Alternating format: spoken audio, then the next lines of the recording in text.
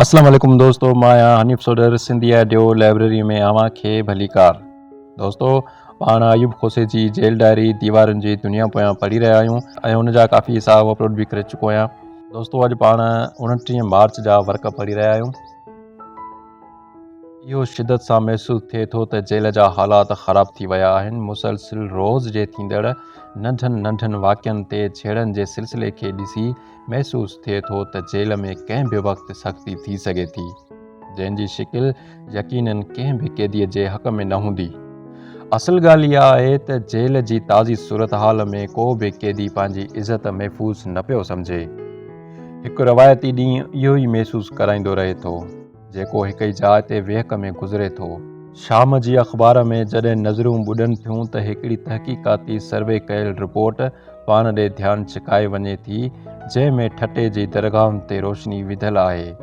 हिकु ख़ासि ख़बर इहो थी ॿुधाए त फ़ातिमा नाले हिकु औरत आणे ठटे में हिकु दरगाह ते ज़ंजीरुनि में जकड़ी वई। उहा रड़ियूं करे चवंदी हुई त आऊं चरी न आहियां, पर ग़ुलाम हुसैन नाले मुड़ुस इश्क मां शादी करे मूंसां धोखो कयो आहे ऐं हिते जिन ॼाणाए ज़ंजीरुनि में जकड़ाए वियो आहे। कुझु ॾींहंनि बाद उन औरत जो दिमाग़ी तवाज़ुन बिगड़ी वियो ऐं हूअ हिकु ॾींहुं ज़ंजीर टोड़ाए भॼी निकिती। पोइ हूअ ठटे जी बाज़ारुनि में उघाड़ी घुमंदी हुई ऐं नेठि मरी वई। वेठे वेठे मुंहिंजे ज़हन में ठटे जूं घिटियूं फिरी वञनि थियूं। ऐं तारीख़ जे आईने में ठटे जी घिटियुनि में उघाड़े सरमंद खे हलंदो महसूसु करियां थो ऐं अभीचंद बि कंधु झुकाए किथे वेंदो नज़र अचे थो। मुंहिंजो तसवुरु मकलीअ जे पहाड़नि ते तुरखाननि ऐं अरगूननि जूं वॾियूं पथरीलियूं क़बरूं ऐं मज़ारूं छुए थो। महबूबा जे मुल्क जहिड़ो प्यारो शहर ठटो, जंहिंमें पोर्चुगेज़नि 8000 माण्हू मारिया हुआ ऐं शहर खे बाहि ॾिनी हुई। मूंखे तसवुर में ठटे जी मासूम शाम ॾाढी प्यारी महसूस थिए थी। हिकु ॾींहुं मूं सिंध जे हिकु दरगाह ते ज़ंजीरुनि में जकड़ियल औरतुनि खे ॾिठो हो। इन करे फ़ातिमा जे उघाड़प जी कहाणी ऐं दर्द खे आऊं शिदत सां महसूस करियां थो।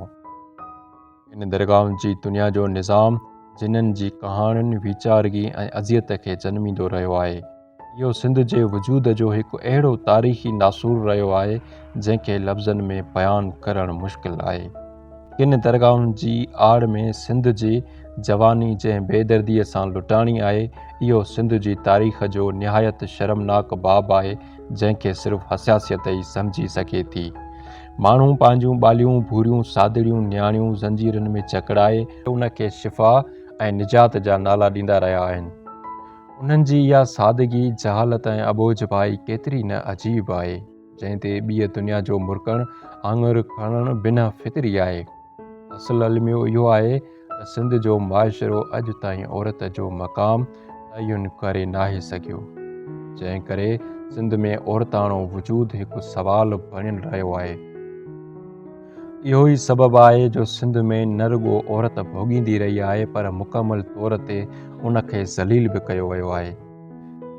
हिते जेल में मूंखे औरत लाइ को बि ख़ासि महज़ब रायो कंहिं बि हंधा नाहे मिलियो, जंहिं ते थोरो रूह खे रहंदो ज़रूरु महसूस कयो अथमि। सांझ खे आउं वार्ड जी डिघियुनि दरियुनि मां पसां थो।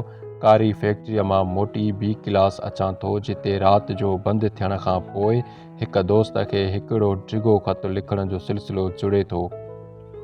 बी क्लास में क़ब्रिस्तान जहिड़ी अजीब ख़ामोशी छणंदी रहे थी, ॼण त वक़्तु ॼमी वियो हुजे, ॼण त ज़िंदगीअ जो शहर मरी वियो हुजे। दोस्तो, अॼोको हिसो पंहिंजी पुॼाणीअ ते पहुतो। इंशाअल्लाह जल्द अव्हां सां मुलाक़ात थींदी ॿिए हिसे में। तेसीं ताईं असांखे ॾींदा इजाज़त। अल्लाह हाफ़िज़।